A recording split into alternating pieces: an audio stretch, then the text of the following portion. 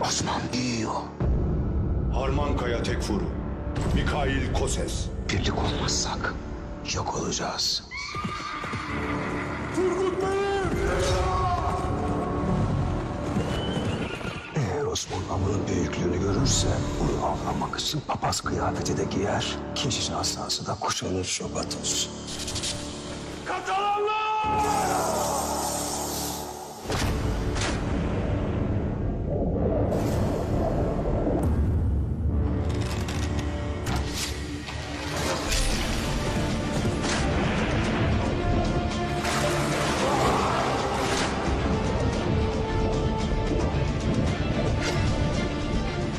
Kurtuluş, adalet sancağını açan Osman Bey'dedir.